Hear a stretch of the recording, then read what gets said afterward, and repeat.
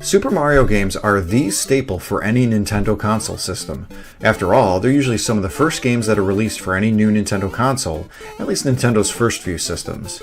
This is no accident. Super Mario games are family-friendly and generally easy to pick up and learn. The model of the best pick-up-and-learn type game would have to be the original Super Mario Bros. On the NES, with its first level 1-1 being the model for a beginner gamer's tutorial. I probably could make a video in of itself for why this is, but I'd recommend going to the source himself, Shigeru Miyamoto. I'll include in the description a link to a fantastic video from Eurogamer on how Miyamoto and Nintendo designed this level. Getting back on topic though, Mario games are often the pinnacle of gameplay and level design. Many of these games ramp up difficulty so subtly and so well that players are often able to tier their skill level to match. Perhaps a level or 3 in a game requires additional playthroughs to be able to beat, but more often than not, Mario games can be tough but fair. But which Mario games have the toughest levels? Which ones are the hardest? Like any of my top 10 lists, there are rules that need to be put in place. The most important rule being that this includes both the 2D and 3D Mario entries. Beyond this core one, there will be the following exclusions. Number 1. Does not include spin-off games. This means no Mario Kart, Mario Party, Smash Brothers, and so on. This also means no character-based spin-off games like Luigi's Mansion, Yoshi's Island, Donkey Kong Country, and the like. Number 2. Does not include any RPGs, which of course means no Super Mario RPG, Paper Mario, and Mario and Luigi series. Number 3. Also does not include any puzzle games. This means no games like Mario and Wario, the Mario vs. Donkey Kong series, and older puzzlers like Mario's Picross, Yoshi, and Yoshi's Cookie. Number 4. No cameos at all either. For example, while Tetris can be difficult for some people, it cannot be counted just because Mario appears on the NES Tetris, Tetris DS, and Tetris 99. Finally, rather than actually assign numbers to each of these Mario games, I've instead ordered these in a specific spectrum. On one end are the Mario games that are difficult because of certain concepts of their respective gameplay being just plain frustrating. On the other end of the spectrum is true challenge, with frustration only being due to the player themselves being unable to beat the game's most difficult levels. First up is the arcade game Mario Bros. Released around July 1983 in the arcades and July 1986 on the NES, this was the first time Mario was associated with pipes, being a plumber, and it also introduced Luigi. To me, what makes this game so hard is how Mario and Luigi control. If you've played any of the Mario games created after this, you'll realize just how stiff they both move. If Mario or Luigi jump while moving, it is impossible to control their momentum. Even while running normally can be difficult to control, especially when icicles form in later levels to freeze the ground. Technically, it isn't possible to beat the game either. This, of course, is because it's an early arcade game and it was meant to be endless. Does being not so much fun count as difficult? Okay, who am I kidding? If Nintendo and Arcade 1-Up announced a partnership and made an arcade cabinet with this game in it, I'd be the first to pre-order. It's not without its merit, especially with the two-player co-op aspect of it all. Next on my list is Super Mario Sunshine, August 26, 2002 for the GameCube. Replaying this game on Super Mario 3D All-Stars reminded me how much more slippery Mario controlled when compared to Super Mario 64 and Galaxy. I also hated losing the long jump in Sunshine, which makes it one of the only 3D Mario games without it. Overall, the game isn't too hard, though there are some aspects that are either tedious, such as moving the melon to the juicer in the Gelato Beach level, or pointless for story progression, getting blue coins for shine exchange. To the latter point, completion of all the world's shines numbers 1 through 7 is required to unlock a Corona Mountain, where Bowser must be fought to beat the game. This isn't really clearly stated in the game either.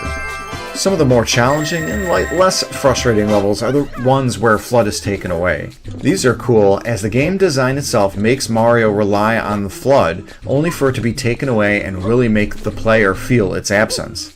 However, I feel out of all the 3D Mario games, Sunshine has the most amount of frustrating objectives. Many players online can vouch for the pachinko machine and lily pad shines as annoying ones. I've especially had pretty good luck getting all the red coins consistently on the pachinko machine for some reason, and the lily pad shine is a pain to get to, what with the long Yoshi boat ride in Delfino Plaza, though the shine itself can be cheesed carefully if a red coin is missed while riding along the lily pad. My biggest pain shine is the level where Mario has to talk to the Piantas to throw them to different areas to get the red coins in a certain amount of time. Or how about the roller coaster balloon shine where Mario has to blast 20 pink balloons? Or where Mario has to clean the eel's teeth to get a shine, all while balancing health and air meters underwater. Ugh, just thinking about all these gives me anxiety. Moving slightly more from the frustrating to the more challenging variety is Super Mario Land, released on July 31st, 1989 for the Game Boy. This is genuinely a great game for the Game Boy, albeit pretty short with only 4 worlds and 3 levels in each.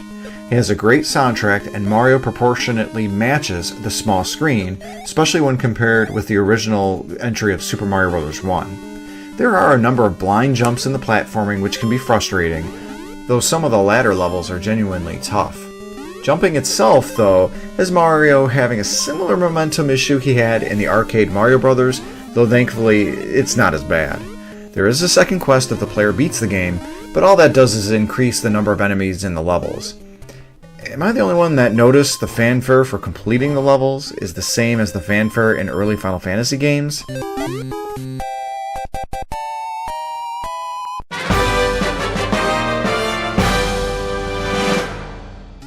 On that note, did Bowser steal his airships from Sid?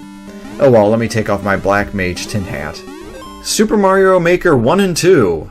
The first entry released September 11th, 2015 for the Wii U, and the second entry on June 28th, 2019 for the Switch. These games are more your mileage may vary in that the quality and difficulty, and frustration, is up to you, the player. You can both find levels as well as make them that are quite challenging and or annoying to play. The second entry had a story mode that featured levels created by the game designer, though this was their clever way as sort of a tutorial to indoctrinate the player on making levels that are both challenging yet fair. Because of this, I felt that the second entry had more quality levels to find and play, though perhaps that may have been a greater number of users that bought the game and thus more selection. Maybe it was because the second entry also had better filters to allow users to find what they were looking for. Either way, Mario fans could find the hardest set of levels for platforming, puzzling, speedrunning, or any other combination of these and more. Technically, these would be the hardest official Mario games because they invariably contain the hardest levels ever made in a Mario game. But perhaps it doesn't count because these were made by fans and not the actual developers at Nintendo. This actually segues well to New Super Mario Bros. 2, which was released on August 19th, 2012 on the 3DS. This being the third of 4 games released in the new series, the game itself isn't too tough at all. I didn't even find the endgame content itself too difficult, and I did enjoy the additional Wario-esque collecting coins aspect pretty fun. What makes this so difficult is the additional DLC, especially via the Impossible Pack. These are the hardest Mario levels created by the developers, with some of the toughest challenges to officially release. How hard is this pack? In Japan, it's called Jigoku no Tetsujin Reisu Paku, which roughly translates to Iron Man Race Pack of Hell. It lives up to this name, too. Mario must complete 3 extremely hard levels, all while under a low amount of time given, also while having to get 100 coins by the end of the 3 levels. And if Mario dies at all during any of the 3 levels, the player must retry the pack again from the beginning of the first level. This pack alone makes this the hardest Mario game released. Though does it really count because it wasn't included on the original cartridge? That's tough to argue, especially with the closure of the 3DS shop now. Hopefully Mario fans who owned this game made sure to download this DLC in the event they wanted to be a glutton for punishment. While discussing the new Super Mario Bros. Series, I'll give a brief honorable mention to New Super Mario Bros. Wii, the second of 4 games in the series. Again, the game itself isn't too tough, but the hardest level is definitely 9-7. It puts Mario in a jungle world filled with piranha plants who spit fire, which can melt the ice platforms that Mario is on to create treacherous spiny blocks, or even remove the floor in its entirety. Tough level, though not an overall tough game. While discussing honorable mentions, I'll give a shout out to Versus Super Mario Bros., which is an arcade version of Super Mario Bros. 1 that Shigeru Miyamoto helped to develop. It was made to be slightly harder and different from the home console version due to it being in the arcades, thus to eat more players' quarters. Miyamoto was approached to make this arcade version and had a fun time updating some of the original NES versions of the levels and making them a lot harder. He had said that this inspired him to make the sequel, Super Mario Bros. 2J, released in Japan on June 3rd, 1986 for the Famicom. In my opinion, this is the hardest Mario game ever made. Unlike Mario Maker, all the levels are made by Nintendo developers, and unlike New Super Mario Bros. 2, all of it was included within the same game. Nearly all of Super Mario Bros. 2J itself is quite difficult. Other Mario entries generally start off easy enough, then ramp up the difficulty as the player progresses. Compare that to this game, where one of the first power-ups Mario finds is a poison mushroom that will harm or kill him, and you have a recipe for a bad time, if you don't know what you're getting yourself into. Besides a couple sprite environment adjustments, it looks and plays exactly like the first entry, and it's well assumed the player jumping into the sequel has played the first entry before. There's a reason why Howard Phillips for Nintendo of America felt the game was too difficult for Americans to play in the 80s. His real concern was the fun factor, and this is actually a good point. This game marks the midpoint for me on my frustrating to challenging spectrum. I, like many Americans, first played this as lost levels in Super Mario All-Stars, but back when I was 10 years old. I had extensive experience with the first entry, so I was ready for the challenge. My overall opinion since then has not changed the nearly 30 years since I first played it. Yeah, I'm old. This game is quite challenging, but there's also a number of times where enemy placement can be cheap, and blind jumps are needed from time to time to progress. Both of these can result in die and try again scenarios, which honestly seems like poor design versus being a true challenge. Maybe this is where 3D games have a leg up here. In 3D games, the player can see far ahead to determine the upcoming enemies and challenges that are coming. An exception to this probably would be Super Mario 3D World, as that has more of a 3D diorama feel. Although even that game doesn't feel cheap compared to this. Compare the 3D view to a 2D game where the player can only see the contents of their screen, and it can be understood why the 3D game could have the advantage here. Next up on my list is Super Mario Galaxy 2, released on May 23rd, 2010 for the Wii. This game is essentially the first Mario Galaxy game with less story, similar music, more different power-ups, Yoshi, and a greater diversity of levels. Regarding the last point, Mario now uses a Mario head-shaped ship to power his way through space and select levels to get stars. Unlike the Super Mario Bros. 1 and 2J comparison, Galaxy 2 is nowhere near as ramped up a difficulty compared to Galaxy 1. In fact, I'd say I'd remember having a tougher time with some of the stars in Galaxy 1 than 2. Why I'm mentioning the second entry here is because this one has a boss rush star from the first entry. Ugh, I hate Bouldergeist. But more importantly, it has the ultimate test star. This is the hardest level in the game, and also the hardest level in a 3D Mario game. Mario must complete a very large gauntlet of challenges, including using the Wiimote to move Yoshi through a number of hazards, hitting switches while avoiding electrical charges, using the Cloud power-up to navigate more hazards, more awful Wiimote madness, and then finally avoid a gauntlet of Hammer Brothers until reaching the end, where defeating some of these Hammer Brothers is mandatory. If you can somehow manage to get through that, then congratulations! You gotta do it all again, with only one hit point! Beating both versions of this nightmare nets Mario his 241st and 242nd stars, thereby fully and completely finishing the game. Besides this, the motion controls are another reason why this is harder than the first entry, since said first entry can be played without them on the Switch if you were lucky enough to snag the Super Mario 3D All-Stars digital or physical copies. Thankfully, motion controls were pretty much just relegated to the Wii, which the last few entries I'll discuss are not on. As we progress in this list, we're getting into more of the challenging and less frustrating territory. Remember though, I said less, not none, because next is Super Mario 64, released on September 29th, 1996 on the Nintendo 64. When this game originally came out, I had no life, so I played this game hard. Because of this, I have a harder time recognizing what portions of this are honestly difficult.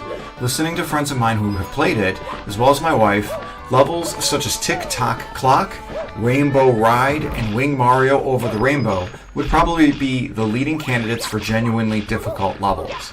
Mario 64 was the pioneering game for 3D platforming, so some of the camera angles make some of the trekking in these a little bit tougher, since some of the angles aren't the greatest.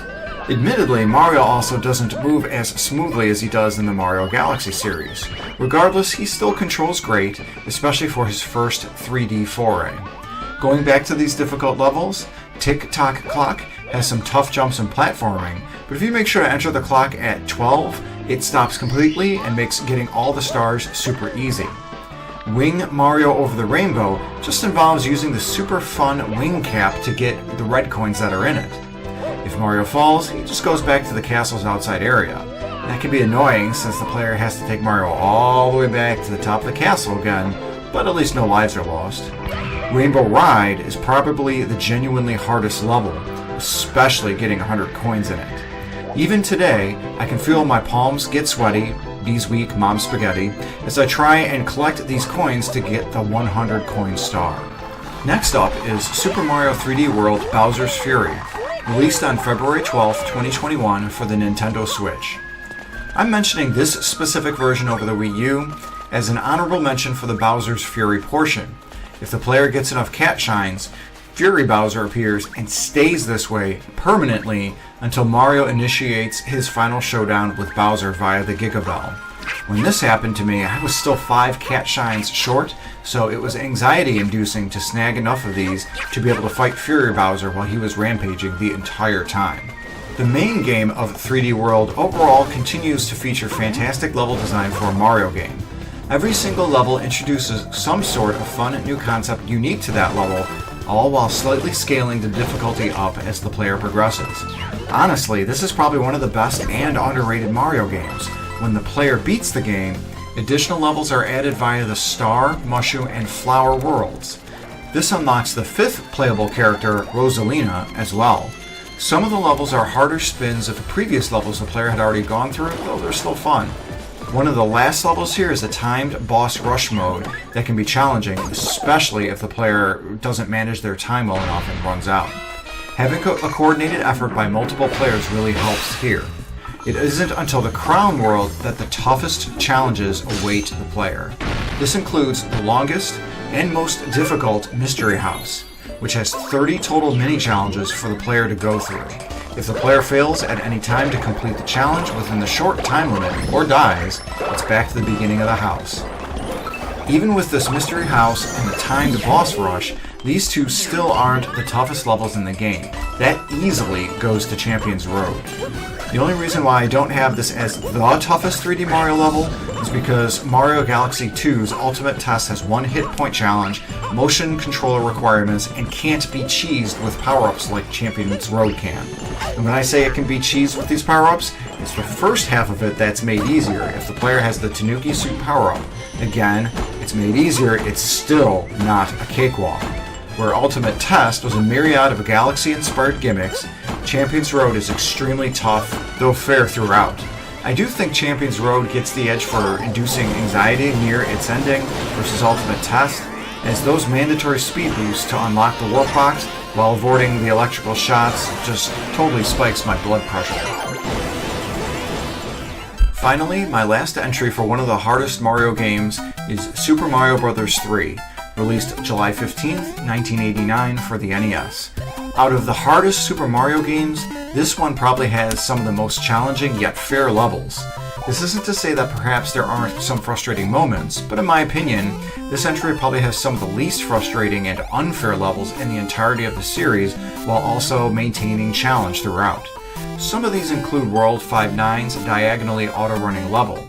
With some tough platforming and having to avoid flying fire chomps, this can get dicey if the player doesn't have a P-Wing in their inventory to completely cheese it with. Another is 7-4's water level.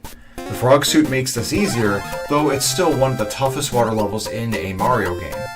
Finally, by far the hardest level in the game is the World 8 airship. This features a really tough gauntlet of jumps from small flying ship to another, all while avoiding the rocky wrenches. Though again, a P-Wing will absolutely cheese this level. There are others in this game that are pretty high in difficulty, but I just felt these were the toughest. An honorable mention goes to Super Mario World, as it also has its fair share of challenging levels. From the Torpedo Teds of Twin Bridges Soda Lake, to the Valley of Bowser's Fortress and its studded phallic objects, these can be quite tough. I always felt that Special Zone's Tubular and its mandatory use of power balloons make this one a tough level overall, although this was more annoying than difficult to navigate through. These were what I believe are the toughest Super Mario games in the series. These have fantastic level design, albeit with varying degrees of frustration and challenge. This is my second favorite gaming series for a reason, as even some of the worst games here are still pretty decent. But to summarize, Super Mario Maker games feature the hardest levels, although these are the ones made by players, not Nintendo. New Super Mario Bros. 2 have the hardest Mario levels, although these aren't all on the cartridge due to being DLC. Super Mario Bros. 2 is the hardest overall Mario game pretty much from start to finish. All levels are within the game itself and require no DLC, as well as them all being made by Nintendo developers. Super Mario Sunshine is the most frustrating 3D Mario game due to many annoying concepts applied to acquiring some of the shines, as well as the slippery controls. Super Mario 64 or Super Mario 3D World Bowser's Fury are the most challenging 3D Mario games. If push came to shove, I'd probably say 3D World would be tougher, though again, my personal bias of overplaying Mario 64 is probably clouding my judgment.